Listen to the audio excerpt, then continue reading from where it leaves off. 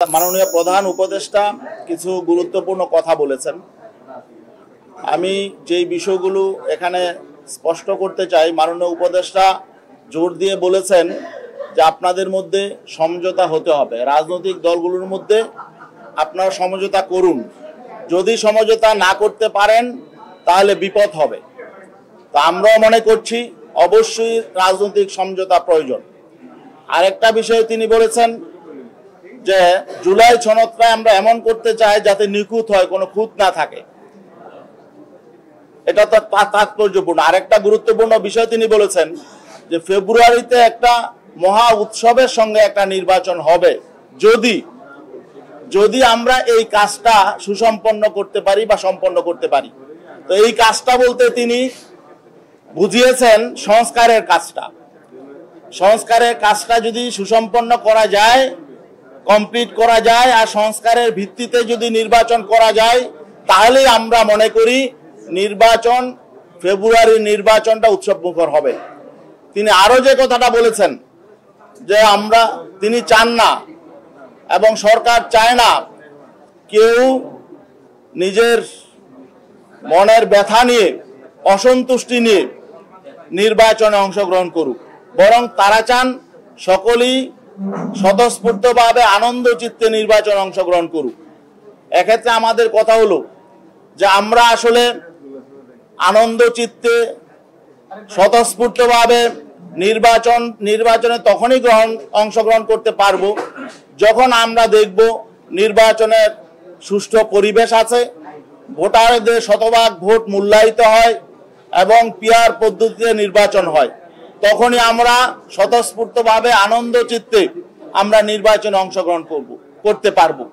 অতএব আমরা মনে করি প্রধান উপদেষ্টা যে বিপদ সংকেতের কথা বলেছেন যে আমরা যদি সমঝোতায় আসতে না পারি, ঐক্যবদ্ধ হতে না পারি, তাহলে সামনে বিপদ আসবে।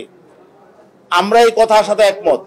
আমরা চাই যে রক্তক্ষয়ী অভ্যুত্থান গেছে, 24 জুলাই অভ্যুত্থান হয়েছে, এরপরে আমরা নতুন বিপদ দেখতে চাই না, কোনো আপদ দেখতে চাই না। আমরা চাই একটি উৎসব মুখর পরিবেশে নির্বাচন হোক, নির্বাচন ফেব্রুয়ারি মাসেই হোক, এতেও আমাদের কোনো আপত্তি নেই। তবে নির্বাচনটা যাতে এখন যে পরিবেশ আছে এই পরিবেশ নয়, বরং সকলের জন্য একটা ভালো পরিবেশে নির্বাচন হোক। সকল রাজনৈতিক দল তারা ব্যথা নয়, আনন্দ চিত্তে স্বতঃস্ফূর্তভাবে যাতে নির্বাচন অংশ নিতে পারে, আমরা এমনটা প্রত্যাশা করি। আরেকটা বিষয় হলো জুলাই সনদ নিয়ে আসলে দীর্ঘ আলোচনার পর, বিভিন্ন তর্ক বিতর্কের পর রাজনৈতিক দলগুলো মোটামুটি একটা জায়গায় পৌঁছেছে। জুলাই সনদ একটা খসড়া চূড়ান্ত হয়েছে।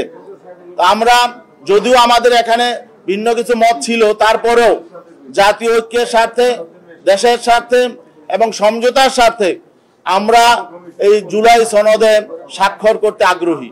তবে আমরা আমাদের যে কথাটা থাকবে সেটা হলো এই জুলাই সনদের ভিত্তিতেই যাতে আগামী ফেব্রুয়ারি মাসে নির্বাচন হয়। এটাই হলো আমাদের ইসলামী আন্দোলন বাংলাদেশের পক্ষ থেকে, পীর সাহেব চরমনায়ের পক্ষ থেকে আমাদের স্ট্যান্ড, আমাদের বক্তব্য। সবাইকে ধন্যবাদ। এবং আগামী দিনে আগামীকালকে এই জুলাই সংস্কার কমিশনের, ঐক্যমত্য কমিশনের মেয়াদ শেষ হবে।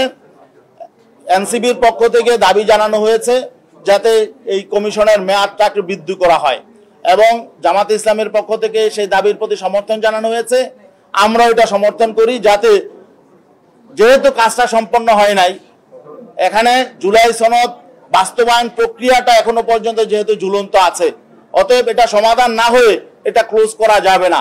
অতএব আমরা চাই যতদিন পর্যন্ত জুলাই সনদের আইনি ভিত্তি ব্যাপারে চূড়ান্ত ফায়সালা না হবে, অতদিন পর্যন্ত যাতে এই ঐক্যমত্য কমিশন তাদের কার্যক্রম সমাপ্ত না করে। সবাইকে